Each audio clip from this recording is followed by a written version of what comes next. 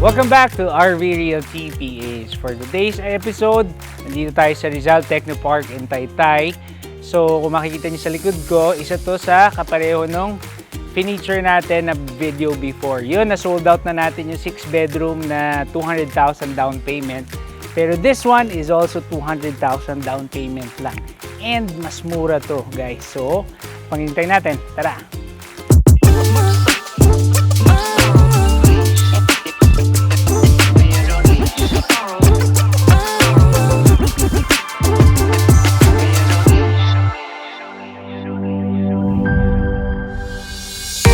This house stands on a 60 square meter lot area with a floor area of 180 square meters.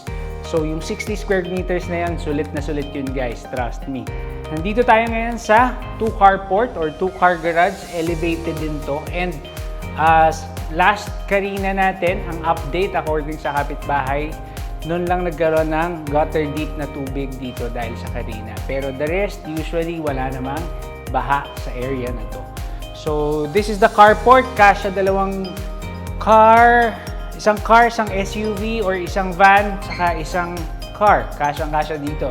This is the main door, and as you can see on your right side, meron tayong dalawang malaking sliding na windows. Yan, let's go. Yan. So, pagpasok natin, this is gonna be your living area muna. Living area / sala. So malamang yan, ang TV nyo will be mounted here. Wall mount nyo na lang siya para less space. Pero for a 60 square meter na lot area, ang luwag niya, di ba? So dito ka lang maglalagay ng couch facing that one. Kahit mga 65 inches na TV, pwede dyan.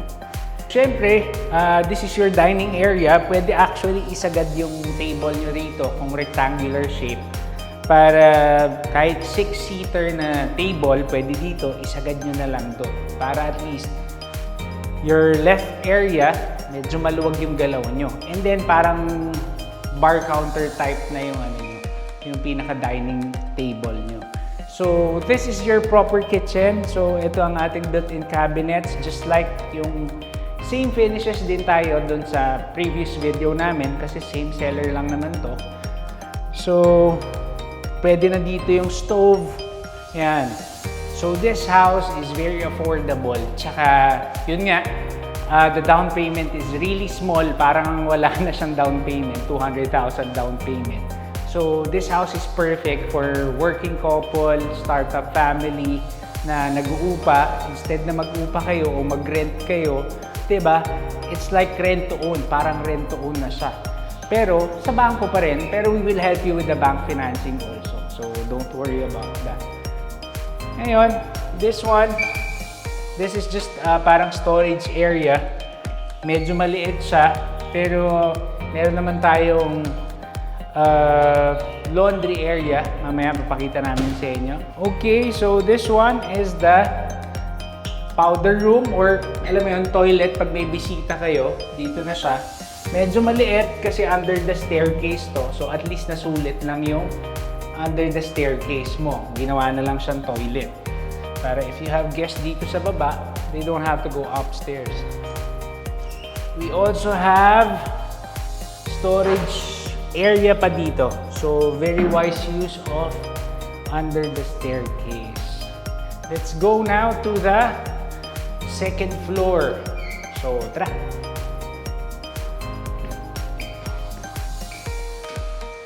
So, nandito na tayo sa second floor. So, the 2 bedrooms are here on the second floor. So, here is the first bedroom. So, pasok tayo. 4 meters by 6 meters siguro. So, this is the first bedroom. Napakaluwag niya para sa, kumbaga, kids room lang to eh. More or less mga 20 square meters na to. Diba? And then, you also have the built-in cabinets.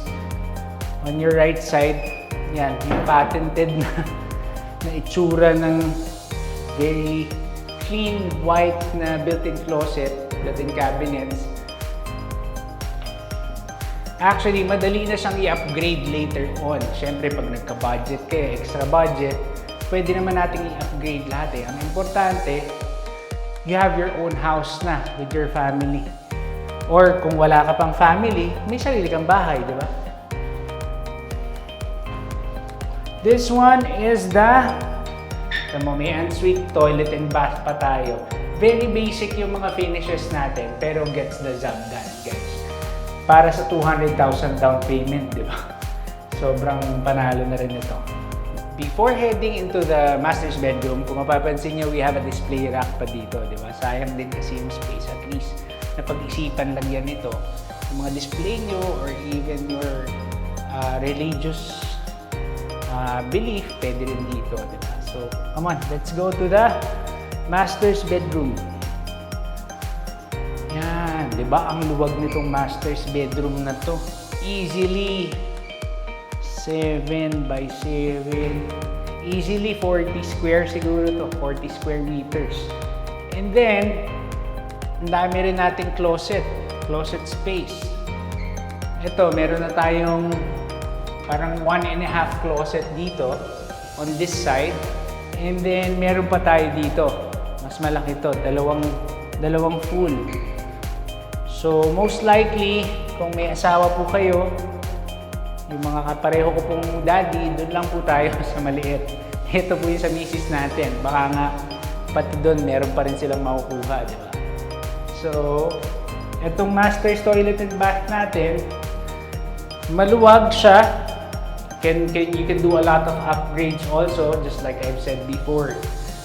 Pero gets the job done. May shower, may lavatory, may sink and faucet, may saksakan na for the water heater. Lalagyan na lang. Our master's bedroom also has a balcony. So, 'di ba? Para sa 60 square meter na bahay, may balcony ka pa, 'di ba? So, ang lapit po nito sa SM Taytay. Siguro within 5 minutes na sa SM Taytay na kayo. Kapag papunta naman kayo ng Parañaque o kaya ng Taguig, we're right next to C6. This is along Highway 2000 kung medyo familiar kayo. So, kung ang work nyo Pasig, BGC, Taguig, sobrang convenient po nito. Kasi dito na lang kayo sa Highway 2000 dadaan. Diretso na po sa mga pupuntahan nyo. So, welcome to our third floor. So, yung first door natin dito, ito yung ating laundry area. Yan, di ba? Ano rin to siguro? 2 by 2.5, mga 5 to 6, 5 to 7 square meters na laundry area. May sarili kang sink and faucet. Dito sa left side nyo, yung ating washing machine. Tapos pwede pa kayo magsampay dito, di ba?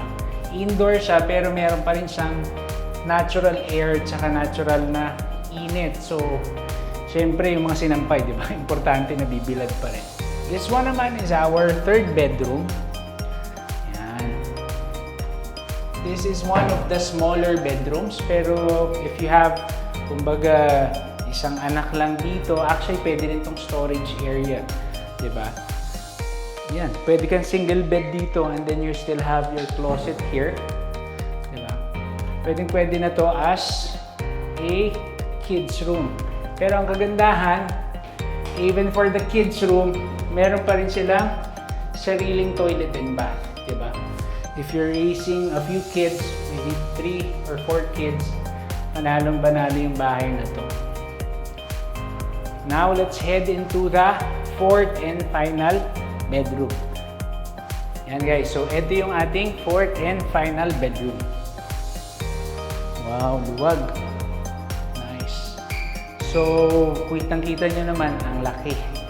Kahit king size bed, kaya dito. Actually, yung size nito, almost the same nung master sa baba. Parang dalawang master's bedroom siya. So, dito syempre yung bed nyo, queen size, king size, can fit really good. This is about 1, 2, 3, 4, 5, 6 meters haba. Yan. And then, of course, you also have the balcony here. Excuse lang yan. Still have the balcony. So, kung mas gusto nyo ng mas magandang view, ito yung gawin yung master's bedroom, yung sa third floor, di ba? Medyo mas maganda yung kita mo na yung that's Antipolo and partly Angono yan. So, yan. Ganda ng view. Saka tahimik to.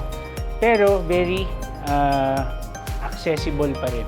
Yan. So, it also has its own toilet and bath. So, 4 na bedroom, 4 na toilet and bath. Ang galing, di ba? Diba? Shower enclosure na lang kulang mo. Kung hindi nyo pa naman kailangan or hindi pa naman pasok sa budget, then you can always upgrade next time. Ang importante, may sarili tayong bahay o property.